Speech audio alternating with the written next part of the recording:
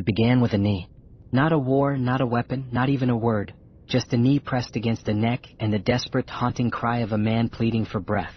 "I can't breathe." 3 words. 9 minutes. 1 life. And then, a seismic shift in the conscience of the world. May 25, 2020, was supposed to be just another ordinary day in Minneapolis. George Perry Floyd Jr., a 46-year-old black man with a wide smile and a past filled with struggle and redemption, walked into a Cup food store to buy cigarettes. What unfolded next would become one of the most defining moments in modern history. It wasn't just about George Floyd anymore. It was about centuries of pain, countless unheard voices, and the deadly grip of systemic racism that had taken root too deep for too long. The grainy footage starts like any other incident. Officers respond to a call about a counterfeit $20 bill. Floyd, cooperative and visibly distressed, is soon handcuffed and led to a police car. But what followed was not protocol, it was punishment. Officer Derek Chauvin, with his hand in his pocket and a chilling calmness in his eyes, pressed his knee against Floyd's neck as the life drained from his body. Floyd cried out for his mother, gasped for air, and begged for mercy. People around filmed, screamed, and pleaded. Yet nothing changed. For 9 minutes and 29 seconds, that knee stayed firm. And then silence. The video spread like wildfire, igniting outrage and heartbreak. The image of Floyd pinned to the pavement became a symbol of every unjustified death, every dismissed complaint, every courtroom that failed to deliver justice. Minneapolis became the epicenter of a storm. But the tremors didn't stop there. Within days, protests erupted across all 50 U.S. states.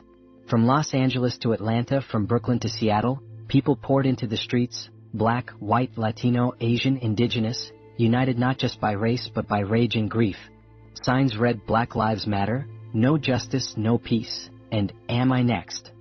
Police departments faced scrutiny. Curfews were imposed. The National Guard was deployed. Yet the crowd only grew. But something remarkable happened next. The movement leaped oceans.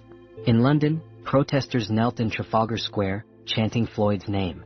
In Berlin, the U.S. Embassy was surrounded by thousands demanding accountability. Paris, Rome, Cape Town, Tokyo, Sydney, people across the globe stood in solidarity, recognizing that the fight against racial injustice transcended borders. Statues of colonial figures were toppled. National conversations erupted about race, privilege, and the future of policing. It wasn't just street protests. Corporations, celebrities, athletes, and everyday citizens began to speak up. NFL star Colin Kaepernick, once vilified for kneeling during the national anthem, was vindicated in the eyes of millions.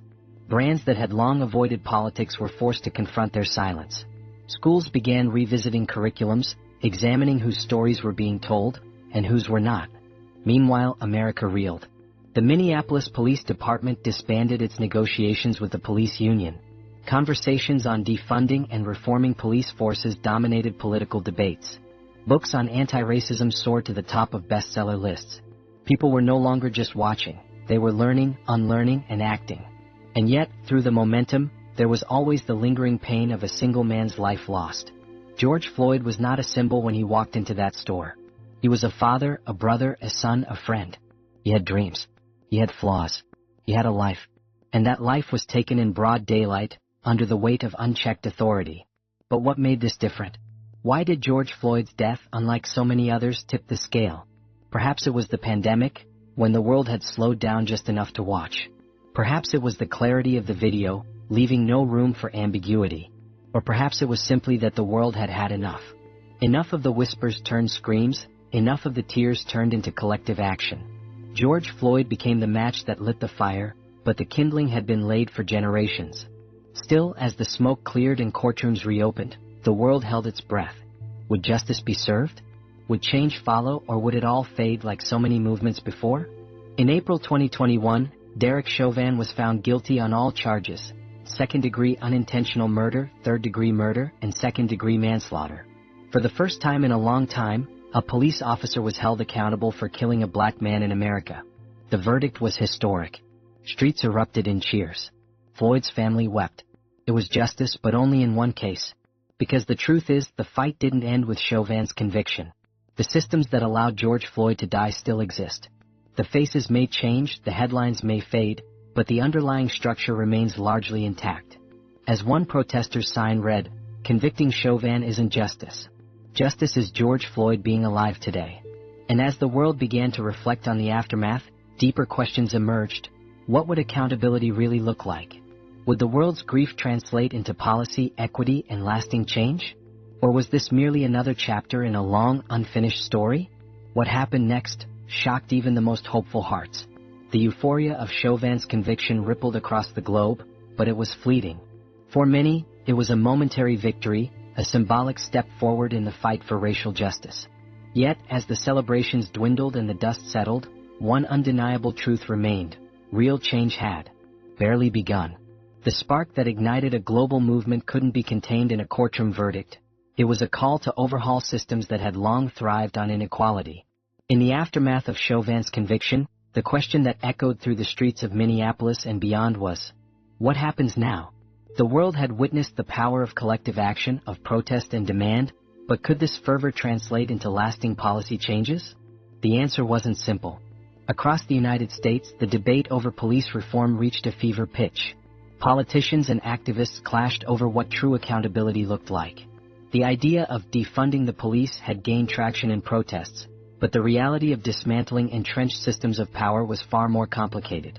In Congress, bills aimed at police reform, such as the George Floyd Justice and Policing Act, were introduced but stalled. Even as public opinion increasingly favored reform, the political machinery ground to a halt. It seemed that while the streets had spoken, the halls of power remained deaf to the cries for justice. At the state level, however, some progress was made. Cities like Minneapolis took bold steps toward reform. The Minneapolis City Council voted to dismantle the city's police department, promising to replace it with a new, community-driven model of public safety. Similar movements bubbled up in other cities across the country, each striving to reshape how policing operated, but often facing fierce opposition from unions, local law enforcement, and political opponents. Yet, as these reform efforts gained traction, a more insidious question began to take hold. Would the changes be enough? Would the deeply rooted system of racial bias that led to George Floyd's death be uprooted? Or would these reforms be mere window dressing, designed to placate the masses but ultimately protect the status quo? Meanwhile, in the hearts and minds of the people, the movement morphed. The focus shifted from not just policing, but to the broader issue of racial injustice embedded in every institution: healthcare, education, housing, and employment. Protesters no longer marched for one man, they marched for generations of black and brown people whose lives were devalued by a system that was never designed to protect them. The demand was not just for justice for George Floyd, but for justice for all. But as the months wore on, the intensity of the movement began to fade from the media spotlight. News cycles turned and new crises emerged. The pandemic raged on, and the world grappled with economic instability, natural disasters, and political turmoil. In the silence that followed the protests, there were those who feared that the momentum would dwindle. Would George Floyd's death be remembered only as another chapter in an ongoing struggle, or could it become the watershed moment that truly changed the trajectory of racial relations in America? Then, in the most unexpected of places, another spark was lit. In the summer of 2021, the death of another black man at the hands of law enforcement, this time Daunte Wright, shocked the nation. Wright, just 20 years old, was shot by police during a traffic stop in Brooklyn Center, Minnesota. The officer involved, Kimberly Potter, claimed she accidentally shot Wright with her firearm instead of her taser. The parallels to Floyd's case were impossible to ignore. The very same city, the very same state, and the same police department were embroiled in another controversy. But this time, the nation's response was different. The trial of Derek Chauvin had shown that justice could be achieved, albeit imperfectly. Wright's death reinvigorated the fight for accountability, and once again the streets filled with protesters demanding justice.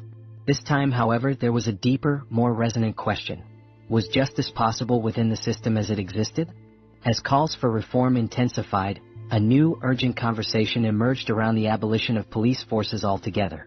Activists argued that no amount of training or reform could change the fundamental nature of a system designed to uphold oppression.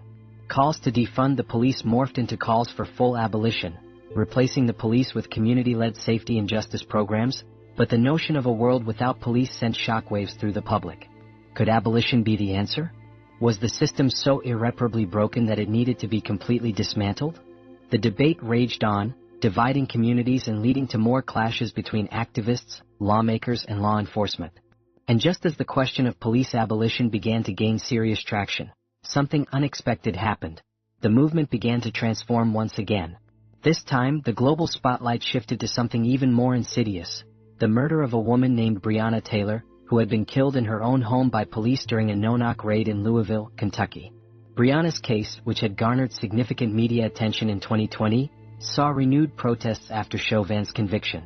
But it wasn't just about Breonna anymore. It was about all the black women whose stories had been erased from the larger narrative of racial injustice. A new, urgent voice emerged in the fight for justice: the voice of black women.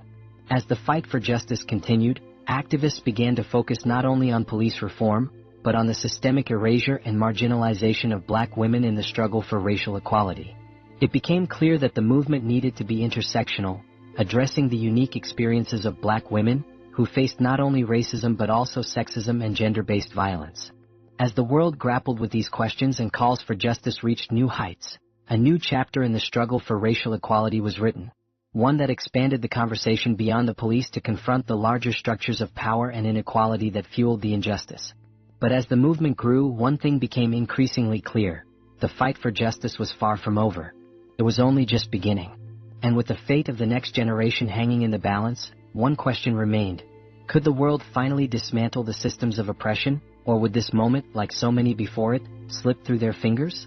The summer of 2021 was a turning point for the movement sparked by George Floyd's tragic death. As protests continued to sweep across cities and borders, the demand for abolition was gaining momentum. The question that had once seemed radical was now at the forefront of public discourse: is the police system beyond reform? The conversation had evolved from justice for one man to a global reckoning with the very systems that enabled such tragedies to occur.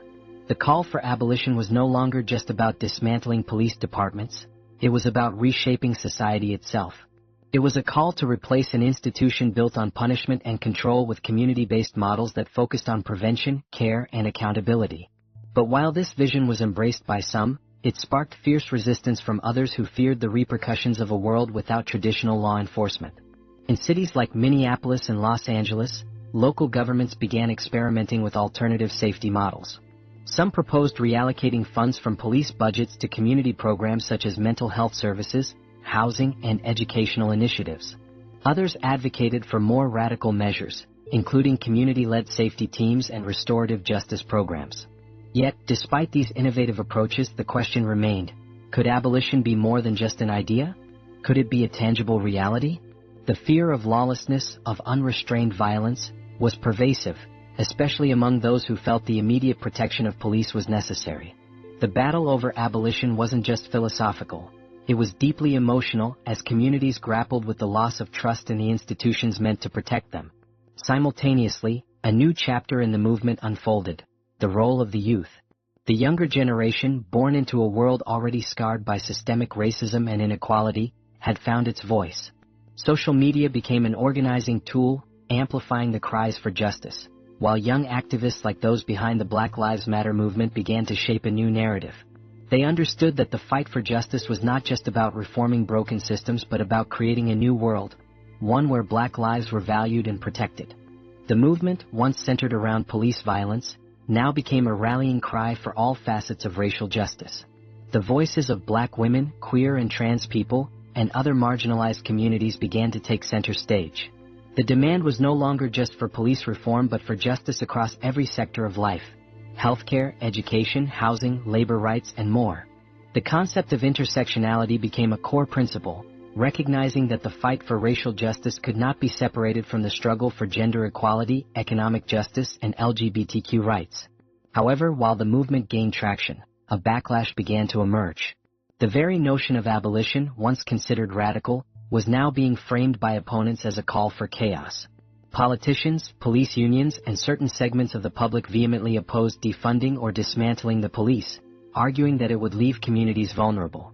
The narrative around safety began to shift, with those in favor of reform being labeled as anarchists or extremists, while the idea of law and order was thrust back into the political spotlight. As tensions mounted, the situation in the U.S. became more polarized. Some cities saw a rise in violent crime, and critics of the movement argued that the push to defund the police had led to a breakdown of order. But supporters of the abolitionist movement pointed out that crime rates were often highest in the very communities that had suffered the most under police violence.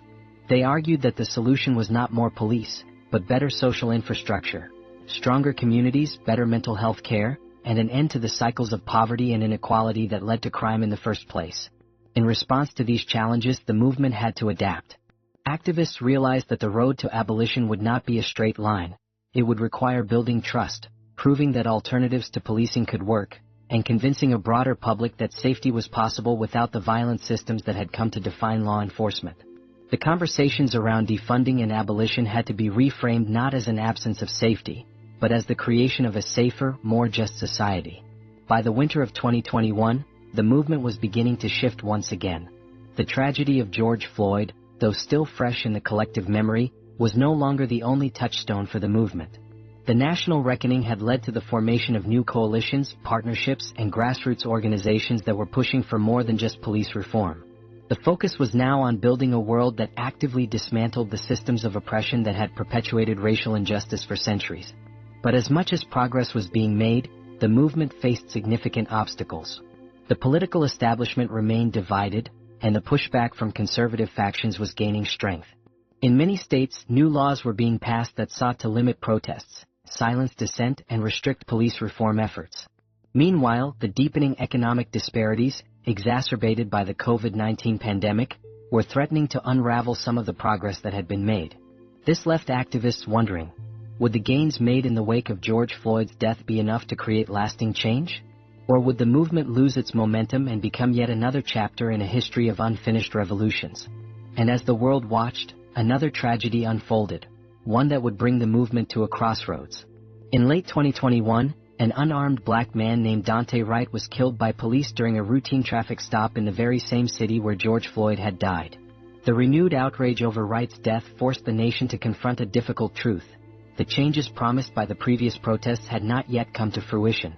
Would this new tragedy once again reignite the fire for reform, or would it become another tragic chapter in the same old story?